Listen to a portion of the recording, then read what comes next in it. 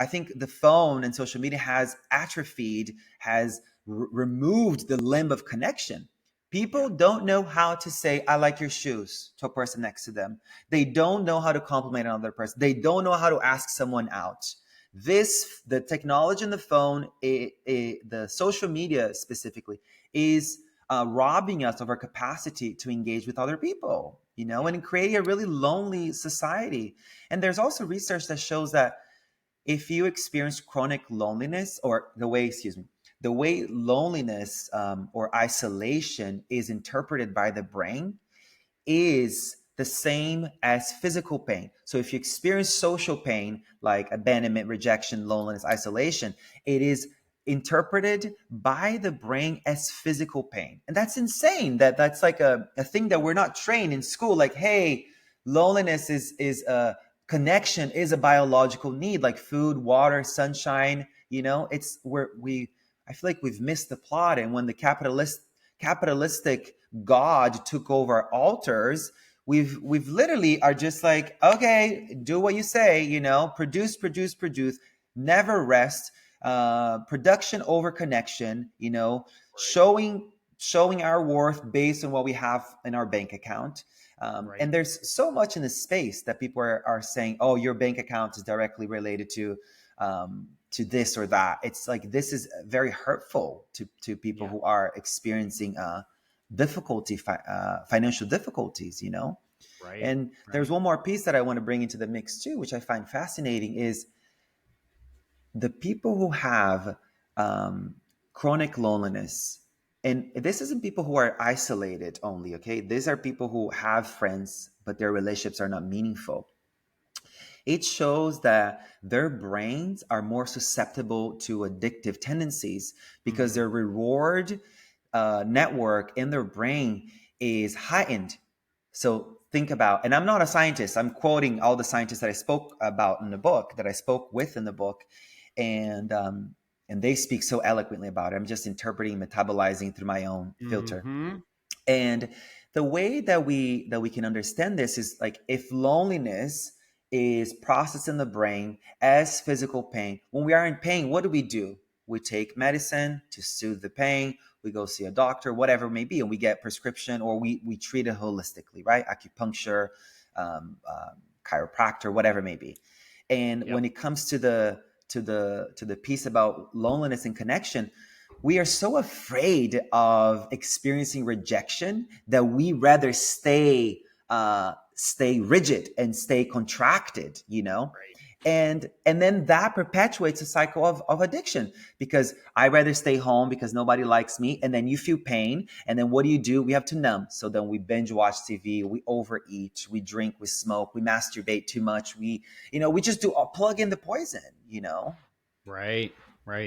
Yeah, it's it's an interesting state of the world, and I think you can see it, especially with the younger generation coming up now. They're having more trouble connecting, physically than others before them, and it's understandable. It's sort of like this. When I was a kid, there was no social media. There was no option. Like, you had to put yourself out there, and I think it's that there is no replacement for real interaction and real connection. Yeah. And I mean, I love the name of the book, Spiritually We. And I'd like to just, maybe if you would just tell us why you chose that name. It was kind of a next step from my second book, Spiritually Sassy. And the second book was like, first book was develop a meditation practice, right? The second book is, feel good about being yourself, become authentic. And now this book is about bridging that authenticity into your connections, like bringing your heart to every interaction you have. Yeah. And so it's kind of but you don't need to read Spiritually Sassy in order for you to read this book. I think this book encompasses all of my teachings, the last decade of personal development, of spiritual liberatory practices. I've put it all into this book to help people really do the thing that it's so vital for our well-being. And, there's a story from the Buddha that I love, that really no, that entirely encapsulates the reason why this book is so needed and the reason why I felt so called to write it. Mm-hmm. It's Buddha had a disciple who asked him a question saying, hey, how important is the spiritual community on the spiritual path? How important is community? How important is friends on the spiritual path? And the Buddha answered, friends on the spiritual path, friendship and community are the path. And Mm. that's so incredible to like have that resounding yes, Yeah. of community, because I think Western Buddhism, and that's become what we know in America, they've really removed the third jewel from the space. You know, the Buddha Dharma Sangha. We've put a lot of effort and a lot of emphasis on self liberation, on personal liberation, and I can get free without anybody else's help. I can do this Yep. all on my own. And the third jewel is the emphasis on community, the Sangha, right? The supreme assembly, people who are walking the path with you, who can show you your shadow, who can show you your mind, or who can lift you up when you're down, you know? And I really have been able to get through the last year and a half where my mom died a year and 2 months Wow. today. And then 3 months later, my root guru died, the one that I took refuge with in Nepal. And then 3 months later, my boyfriend broke up with me. And then a month later, I moved out of the house, and he moved out of the country. So it was just like a year of like a shitstorm of things. And the only Whew. way that I've been able to get through has been community, you know, Yeah. friends who flew across the world to be with me in Brazil at my mother's funeral, friends who Yeah. flew across the country to be with me after I got back from Brazil, and and it was like lost. You know, I Wow. think the death of a mother, death of a parent, death in general, is it really wakes you up to like what is important in life. You know, Yeah. and I had a really special mom, and I have to name that because I know a lot of people have had difficulty with their parents. But my mama was wild. She was a lover. She knew how to care. She knew how to love us. Mm. So it's been really hard. And Yeah. in the book, I speak about the Dunbar research, which is these concentric circles, like these Saturn rings. Let's look at it in that way too. The outer ring is the amount of people that we cognitively can know, meaning our brain capacity could know about 150 people, Mm-hmm. and give and take face, personality, name. And then within that 150, you have 50. And then within that 50, you have 15. And within that 15, you have the five. And and the 150 are the people that will show up for that once in a lifetime event, right? A big wedding or a funeral. Mm-hmm. Your funeral, sorry. All of our funerals, right? And within that 50, within that 150, then you go to the 50. The 50 is that big birthday bash, your 40th, your 60th, whatever, big birthday party that you're having. And you ask your friend that has a beautiful house, can I host my party at your house? You know, Yep. and which I'm sure people ask you all the time. And yeah, and so that is the 50. Now the 15 and the 5, this is where the real work lies. The Mm. 15 are the people who actually drop their plans for the night to come babysit for you so you can have a date night with your partner that you haven't had in a month or 2 months or maybe 6 months. These are the people who will fly across the world when your mother dies. These are the people who will show up and clean your house when you're depressed. These are the people who will drive you to your chemotherapy or to your CT scan or MRI. You know, the inevitability that we're all will be sick at some point in our lives. It's just part of the human experience. And people going through their medical journeys alone, it's really traumatizing. So Yeah. the 15 are these people who got your back, who know you really well, who are there to support you. And then the 5, this is the core, which often includes people's family members as well. And within the 5, there is what I call the plane of secrets, which is where people can they know your story, they know your darkness, and they will never use it to manipulate you.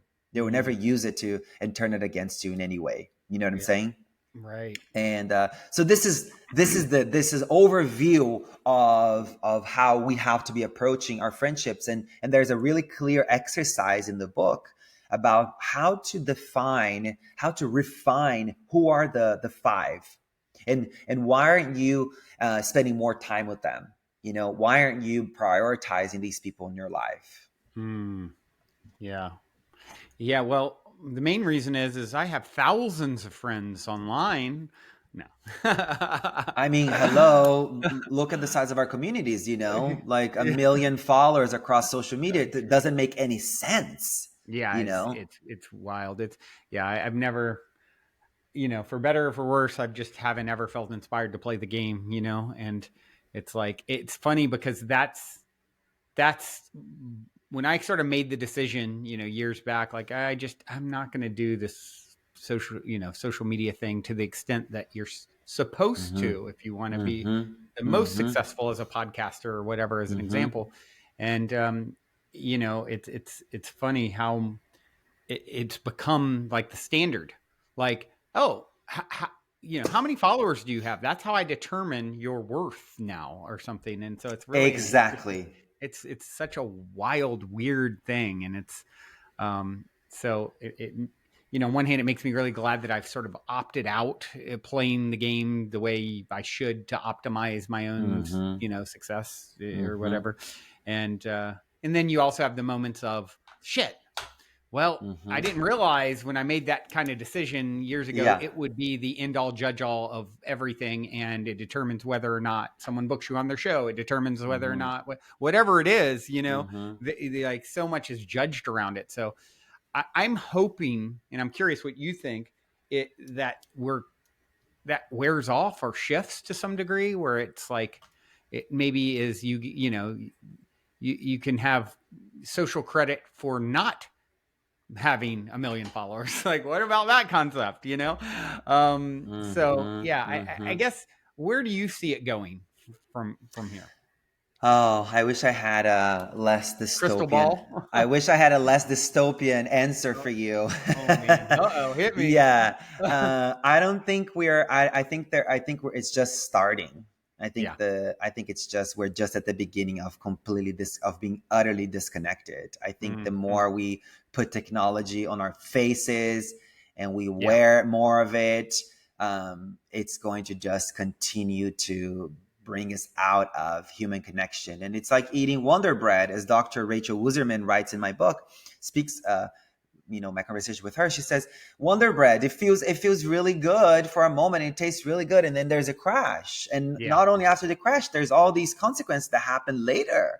Yeah. I have to urge people to disconnect and prioritize time away from their phones, away from technology, away from screens, away from all technological devices. I think prioritizing nature, prioritizing connection, and when you are with a friend, try to be there and be uncomfortable. I think people are afraid of boredom, they're afraid of discomfort, Mm-hmm. and they're afraid of unpleasantness. We've created a life that is completely built on how quickly can I run away from discomfort. It's like everyone's lives are so booked and busy. This is the mantra of the capitalistic God, and it's perpetuated our psyches, and it's become our go-to and how we operate.